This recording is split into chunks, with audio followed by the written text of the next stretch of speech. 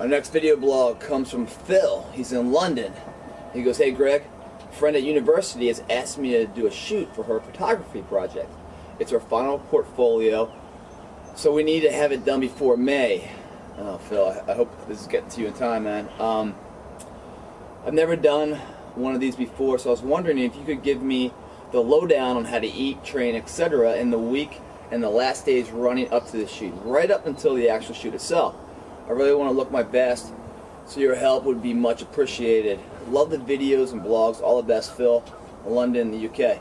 Phil, great question. I get this a lot, not just from like fitness models that are trying to get in shape for a shoot, but from anybody that wants to look their best for whatever occasion it might be, whether it's a wedding, a family reunion, high school, college reunion, whatever it may be. So how do you look your best given what you got? Obviously I'm going to say to you, your body fat, you got these single digits if you really want everything to pop, but let's say you're not there, wherever you are, how do we do it? Let's say we have 2 weeks too. That's enough time to do what I want to say. So you have a shoot or anything you want to look your best 2 weeks from today's point. This is my advice to you on how to make yourself look the best you can. Obviously when you're cramming for a shoot, it's not like cramming for a test. Your body doesn't react as fastly, where you can when you cram for a test, you can, put in all the information, spit it out, and then how much do you really retain? Not that much. Your body doesn't work that way. It's a slow, methodical process. It's a marathon, not a sprint. But there are a few shortcuts that we can do to mitigate some of those effects and make you look the best you can at that, end state, end day. So, first thing, all right, your diet going into this week. You want to go into your shoot carb depleted and dehydrated. What does that do? The carbs are kind of like a buffer zone between the muscle and the skin. That kind of like all those cuts. The carbs kind of just mentally think of it this way. Carbs go in there and kind of like flatten it all out, make you look smooth, right? You don't want to look smooth. You want to look cut. The less carbs you have, the more the skin is going to follow the contour of the muscles. Second thing is the water is also a belly in between the skin and the muscle. The more you pull that water out, it's like a vacuum, where you have your skin and your muscle, it sucks onto it and gets like skin tight. So that's the look you want. How do you get that look? Dehydration. Start drinking about a gallon of water a day. Get your body used to that. Your body's going to see all this water coming in. It's going to start cycling it out. You're going to start going to the bathroom a lot. Every single day, a gallon of water. For that first week, a gallon a day. The second week, you slowly shut that gallon down to maybe 2 glasses a day for about 2 to 3 days. Then maybe a glass a day. Your last day and a half, it's you only drink if you need it. Just wet the tongue, man.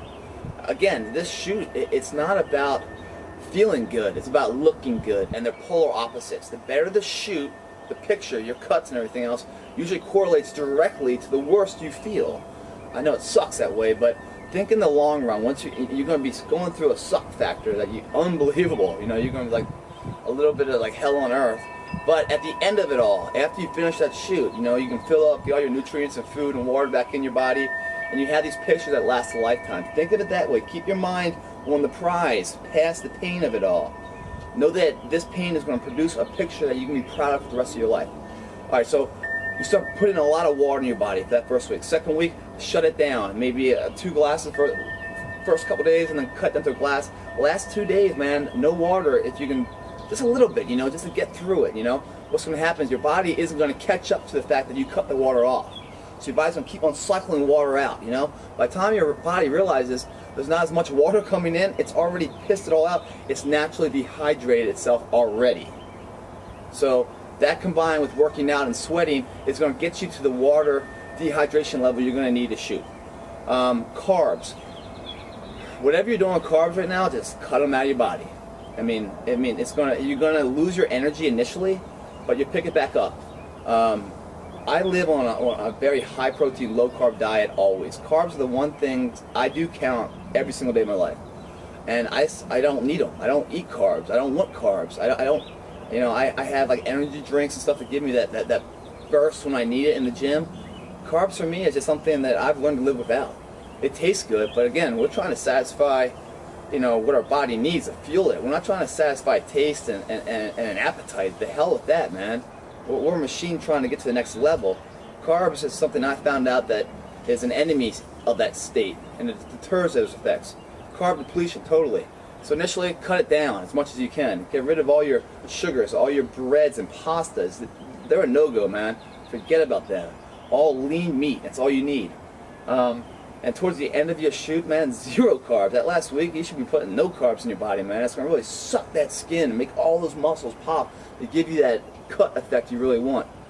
Obviously, the lower body fat you have, the more you're going to see. We all had that cut factor. We used to have a layer of fat and stuff hiding that. So the lower fat you're in, the better. But you know that's something you can't fix within 2 weeks. So that's your carbs and your water retention. The other factor is your cardio. And this might shock you, but cardio, forget about cardio the last 2 weeks. Forget about it. Don't do cardio. What cardio does is it's going to flatten your muscles out. It's going to make you look soft. It's going to give you a very flat feel. Because when you start doing cardio and everything else, your body's going to feed up, because you don't have much nutrients in your body and carbs and everything else, your body's going to feed off that muscle mass in order to maintain energy levels. We don't want that. So how do we get that cut factor without doing cardio? Well, we do our same lifting program, but instead of doing, you know, four sets per exercise, we're going like, you know, 12, 10, 8, 6. Now we're doing 4 sets of 30 reps each one, with minimal time in between. So we're doing a cardio fat burn session within our lifting program, if that makes any sense to you. So you're doing high reps. High reps when you're already at a lower nutrition level, and your cut factors are coming up. It's just going to stride at your muscles. It's kind of like when you're doing like biceps. You start with those mass builders to really just rip the entire muscle regions all up, and then you dissect them into the smaller regions, the long head, the short head, the brachialis, the forearms, doing like supersets and like high reps for shaper lifts. Now this whole entire workout turns into a shaper lift. It's the same lifting program exercises, more or less, but the rep counts are going from like, you know, your 10, 12 area to like minimum 20 reps, but you know, maybe 30, 26, 24, 20. They're your 4 set rep counts. That's going to keep your muscles, the pump going. It's going to keep the cut factor going, and it's going to give you a fat burn, because you're working on an aerobic side of your anaerobic. So you're getting your cardio in your lifting program while working the muscles, instead of doing a cardio where your body's eating the muscle for energy. So that's your body state. Go to sleep on an empty stomach. Forget about eating anything. If you're going to sleep at midnight, you know, 5 hours before that, forget about it, man, for those 2 weeks prior.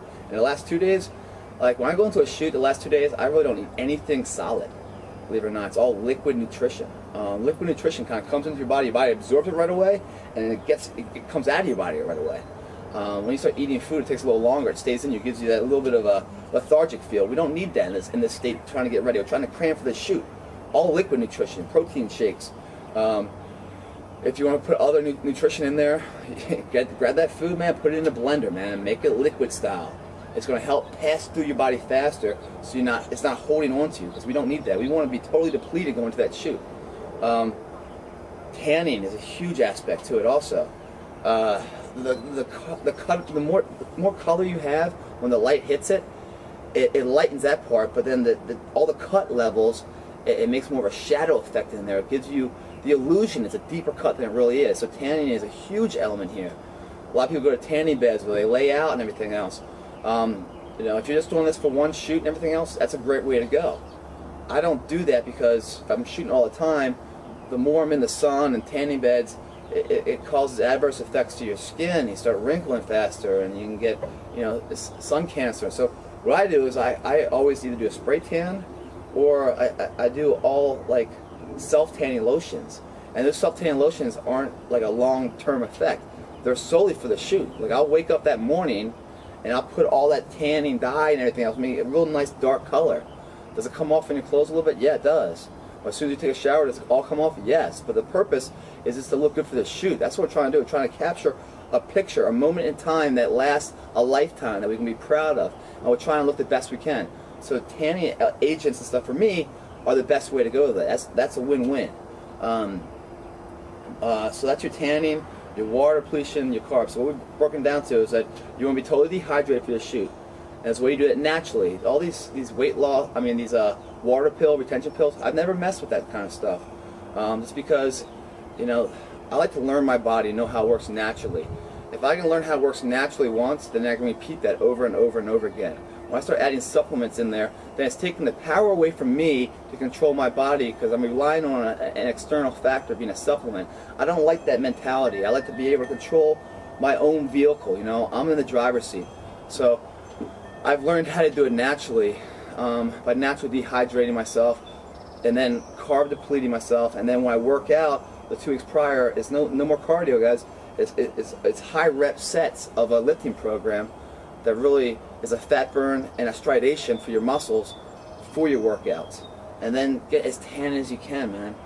Those are the 4 things to get ready for a shoot. Now, once you're at the shoot, the morning of the shoot, right? You want those muscles to fill back up. Now, they've been depleted on carbs and stuff. You want to eat some fruit, you know, it has like simple sugars in there, strawberries, an apple, or something like that.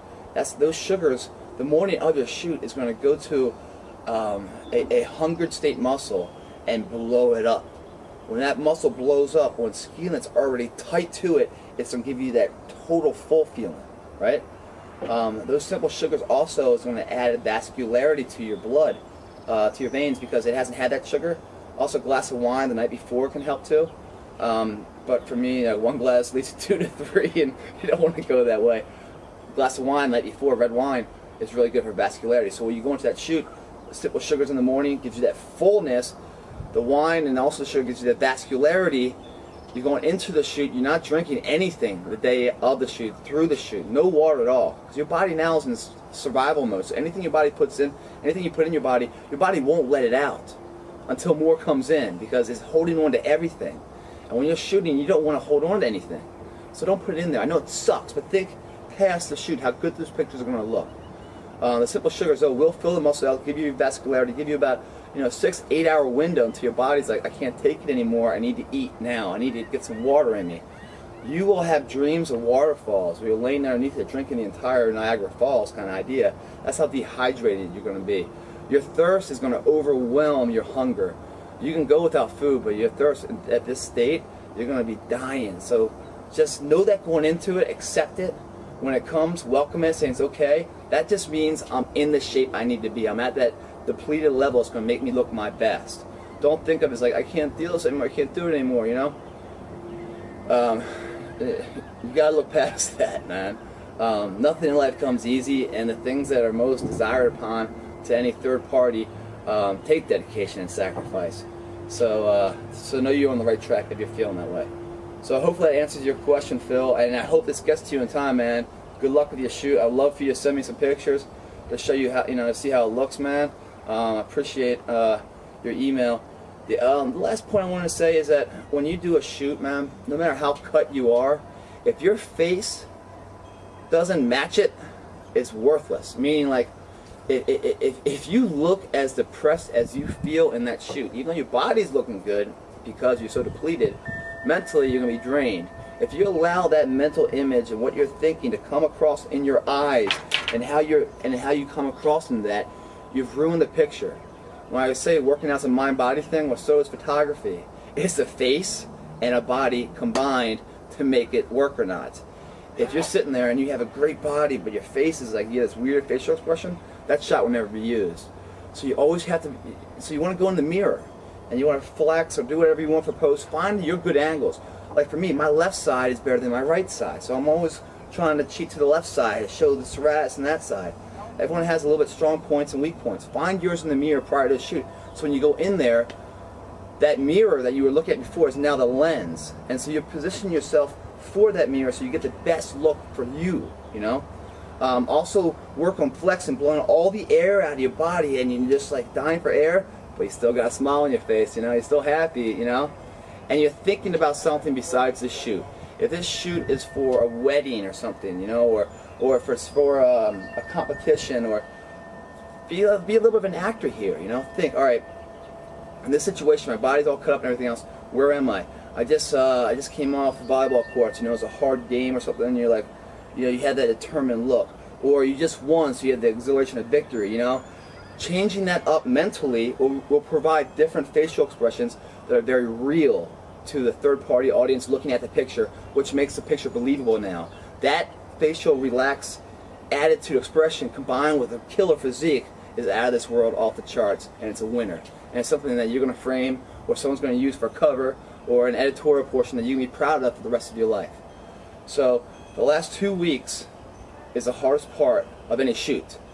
Hardest part of the training prep for the shoot too. But just like in life, you know, when you're climbing the mountain, it's usually that last 10% of the mountain where that makes a difference between hitting the summit or not hitting the summit in life. So that's where you really, even though your engines are low, you know, and you're burning on fumes, no longer fuel, that's where you just got to kick it in mentally, overdrive, saying, I'm pushing through this no matter what, nothing can stop me. And you'll be psyched on the results. That first shoot fill that you do, you're going to see those pictures, and that's now your individual standard to beat next time. And next time it'll get easier and easier and easier. And it's a process, it's fun. So hopefully that helps. Good luck to you, Phil. Thanks for watching.